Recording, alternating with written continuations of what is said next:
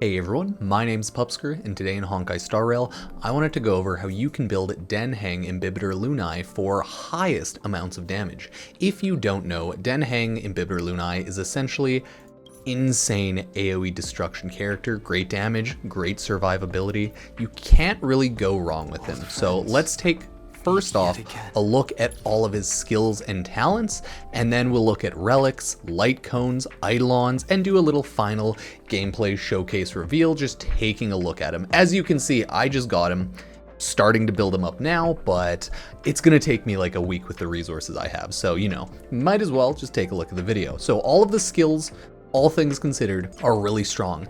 The way the basic attack works is in conjunction with his skill, kind of like Blade. You can basic attack, upgrade his basic attack once, twice, or 3 times using your skill here. First off, we'll read the skill. Enhanced basic attack. Enhancement can be applied up till 3 times. Using this ability does not consume skill points and is not considered as using a skill, okay? Enhance once. Beneficial Lotus becomes Transcendence, okay, twice and then 3 times. Each time it gets an upgrade, okay? Starting from the 4th hit, 1 stack of Outroar is gained for every hit.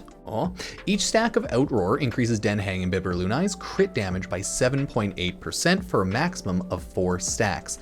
These stacks last until the end of the turn. TLDR, hit a lot of enemies and build up your stacks for an insane amount of damage, right? And it's when using Divine Spear or a Flugrant Leap starting from the 4th hit, right? So the idea is you want to AoE hit a lot of enemies. If you look at your ultimate and then your talents, those will add a lot of damage, but first let's just look at the basic attack, right? First one uses a 2-hit attack, deals imaginary damage to a single enemy target. Cool. The second one, once it's upgraded once, use a 3-hit attack, deal imaginary target or damage to 1 target, 182% damage. Yeah, good, awesome. Then once you start hitting Divine Spear, this is when it gets really strong. 5-hit attack, deal imaginary damage to a single target.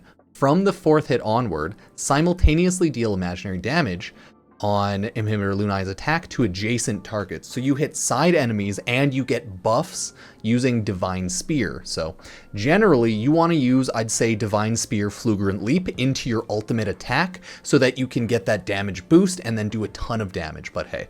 And then finally you have Flugrant Leap. Uses a 7-hit attack, deals insane amounts of damage to a single enemy target. From the 4th hit onward, simultaneously deal imaginary damage to adjacent targets as well.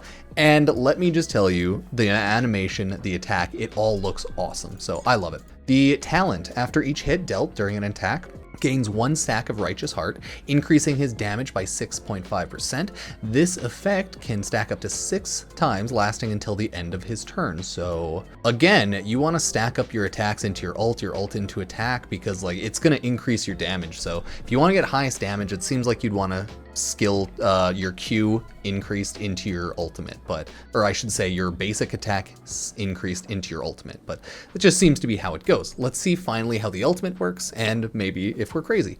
3-hit attack, do a lot of damage to a single target at the same time, hits adjacent enemies, then obtains 2 Squama Sacronca, possible to hold up to 3, which can be used to offset his skills, consuming the thingy considered equivalent to consuming skill points. So you can ultimate into your skill because it gains you more skill points, or you can use it for next turn. I don't believe the Squama Sancrosca, I can't say that at all. I don't think that goes away end of turn, so you're probably good to go, because that's like the upgrade for this, right? It's all the words pretty much. So that's the generals of his abilities. We'll take a look at them again at the end, but it should make sense once we actually take a look. Technique, Heaven Squealing, oh my god, Prisma Dragon. Okay, Imbibitor Lunae enters Leaping Dragon state for 20 seconds. While in Leaping Dragon state, using his attack enables him to move forward rapidly for a set distance, attacking all enemies as he touches, right? So he essentially just dashes forward and attacks enemies with his like enhanced technique. All things considered, pretty cool. And yeah, you get a little buff, right? Sick, okay. This is his bonus ability, crit damage increase by 24% when dealing damage to enemies target with imaginary weakness. So yeah, kill imaginary weakness targets and you'll do more damage. No shock, that's why I wanted him. At the start of battle, immediately regenerate 15 energy, normal stuff. Increased chance to resist crowd control debuff, 35% chance. Okay. Once we get this one, it's the real damage. Then we have just HP, imaginary, crit rate, imaginary, crit rate, imaginary. Yeah, we already went over those. Crit rate, imaginary, max HP. So you're gonna be building up your damage pretty highly for this guy, so would recommend. That's the generals of the talents and skills. Let's take a look at the relics. These are the recommended relic sets, I would say. A 4 full stack of the Wastelander of Banditry Desert, imaginary damage, and then when attacking debuffed enemies, whereas crit rate increased 10% and their crit damage increased by 20% against imprisoned enemies. So all things considered, this is the general set, and this is the sphere and rope set you want as well.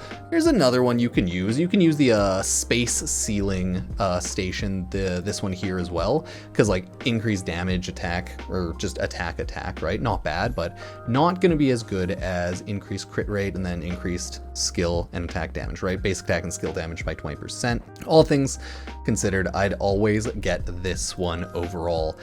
And the way you want your stats is pretty basic. You'd want exactly what you'd expect, right? Crit, speed attack, imaginary damage, attack. That's pretty much all you'd want. I don't have a perfect build yet, but hey, that'll come with time. I'd say substats you want is crit, attack percent, speed, and then from there, like you can do break effect if you want, right? But I'd say the main ones are crit and attack. Speed are always nice. That's pretty basic, just damage. But other than that, you can do whatever you want. I'd say for the rope, right? I'm going with attack on this one. I think this is probably ideal.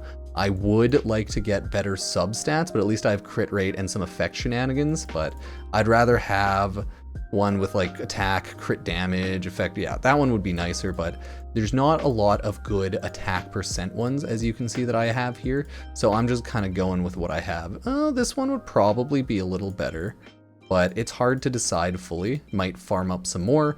Energy regen rate's also like always a nice side one to do if you don't have attack at the moment, but you know, you do you. Would definitely recommend attack for this rope and imaginary damage for this one. And still, you want your crit stats and your attack stats up because that's what you're here for. Damage, if not, like speed, break effect, the usual, right? Go with what you can get that increases your damage. Definitely want attack, imaginary. For these boots, I would go, I have speed right now. Attack percent's also good, but like speed for boots is usually what I try to go with. So speed, as you can see though, the substats are pretty garbo other than the attack percent. So farming is pretty much a requirement for this. For the helmet, it's always HP, right? And I have terrible substats. I just have ones with attack or crit rate, one or the other. This is the best one I could find with some attack and then decent enough side stuff of effect resist, break, and HP. Nothing great, but you still want that crit attack combo speed if you got it, right? Break stuff if you're looking to break stuff. The usual. This one I managed to attack and crit and break effect. I got defense here, like whatever. Let's take a look at some of the other hands that I have though to see if there's anything good you could swap it out with. Right, this one has speed, not bad. This one's not bad with the speed, effect, resist, hit, and break effect, right? It's just good side stats, but nothing too good that I'd want to take over. Like crit damage, not bad.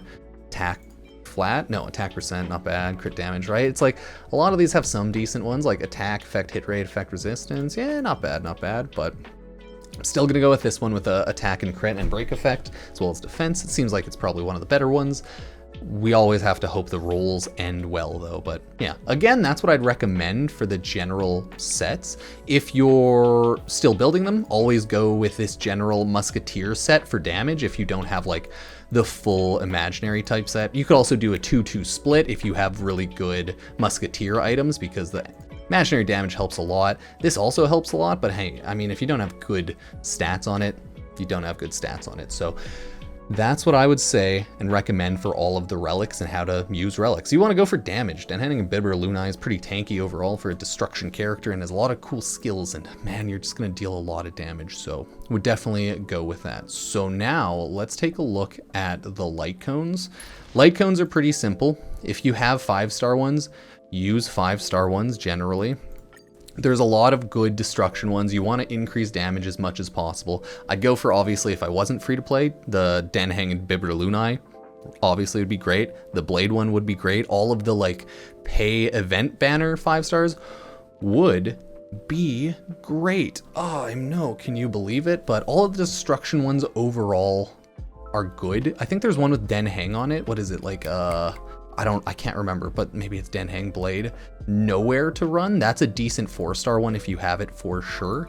I would say I'm probably going to end up throwing the On the Fall of an Ion onto my Heng Imbibitor Lunae, because that one, that's pretty good, especially for the free-to-play one, because you can get that through Simulated Universe, I believe. So would definitely grab that. Okay. Oh, I have one of those. I got a Harmony character to throw that on. So if you have On Fall of Aeon, I'd throw it on. I got lucky and also got something irreplaceable. So if you have that, would also recommend this. But this one, purely based on how it works, I think I would prefer to throw this one on Blade. So that is my plan. Once I max it out, swap these over. My Imbibitor Lunae will be much stronger, but my Blade will still be strong. And this effect will just be better on Blade because of how his healing and self-damage works. So that's how I generally recommend light cones.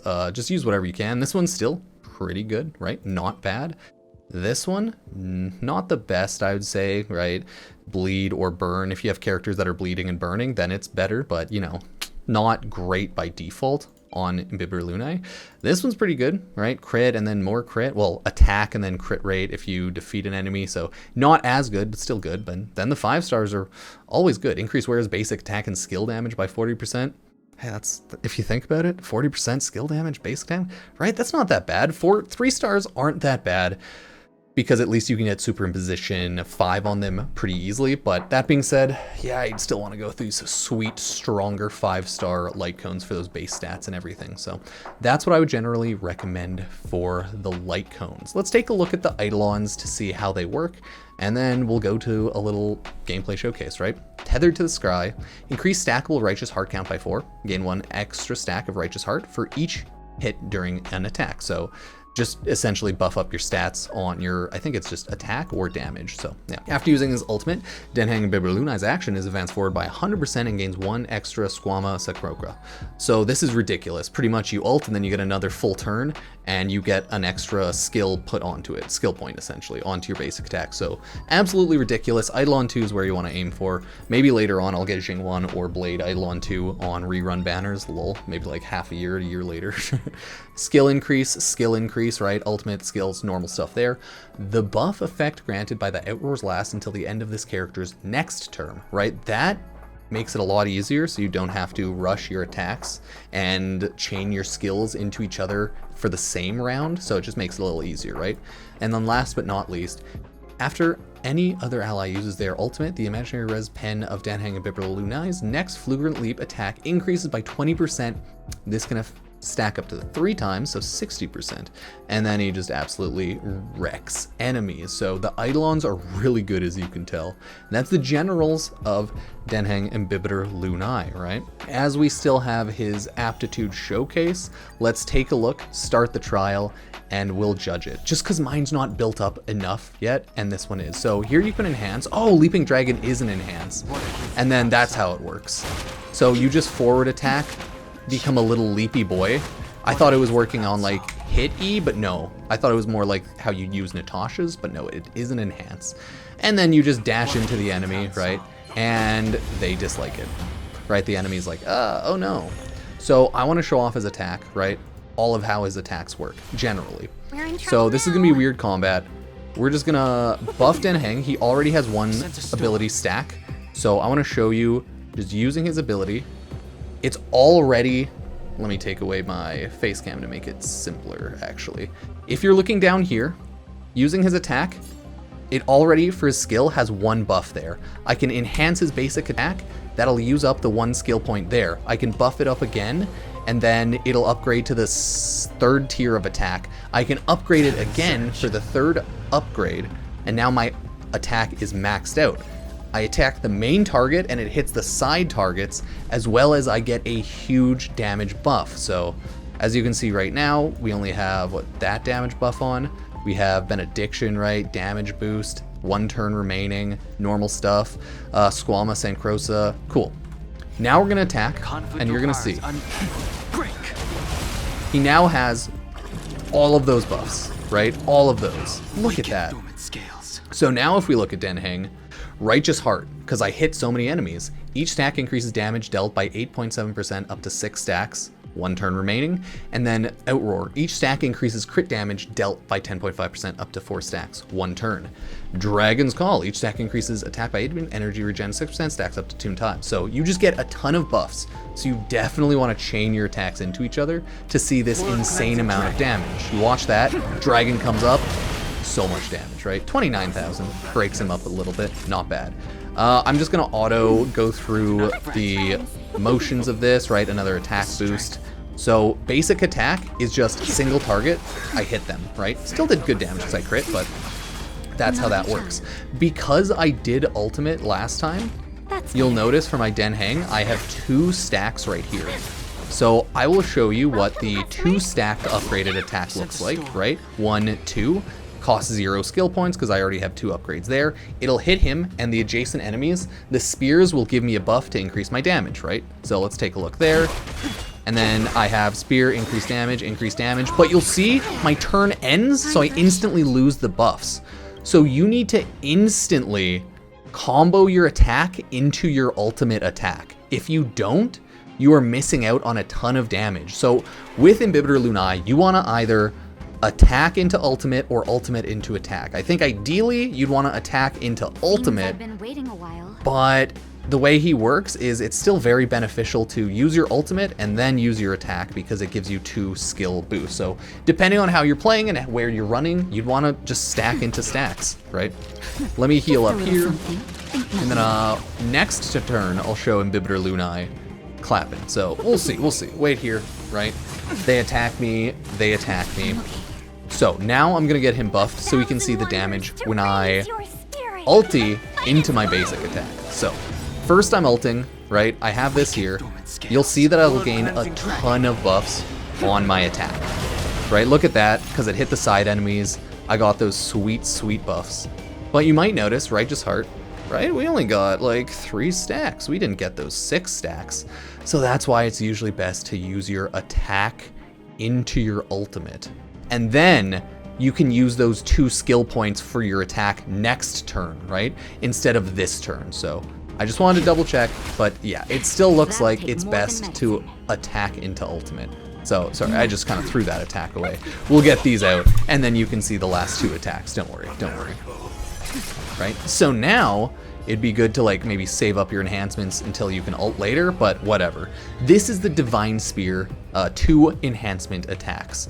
You'll see it hits the full enemy, and then boom, Divine Spears. And I only got 5 stacks that time of attack buffs, but then it goes away instantly because my character is just chilling over here, and then I go brr. So yeah, that is generally how Den Heng Imbibitor Lunae works. Judge him however you want. 1 buff attack, just to show it off so you're aware, goes like this, just attacks him, and you know, it's not as strong. So yeah, keep that in mind, but that's generally how you play Den Heng Imbibitor Lunae, right? A pretty strong character, and I'm pretty happy to actually have gotten him this pull. So all things considered, pog. Right, and then I just do this, attack into ulti. Cue your attack right after, your ulti right after your attack. So that's how you keep your general damage boost, right? So yeah. I hope that general showcase helped you understand how to build and play Den Heng Imbibitor Lunae. So if it did help, sub, like, check out all my other Honkai Star Rail or Genshin Impact videos, as I plan on spamming and making as many guides as possible, whether that be for bosses, swarm, disaster, simulated universe stuff, all of that. So thank you all for watching, taking a look, and I'll see you next time. Cheers.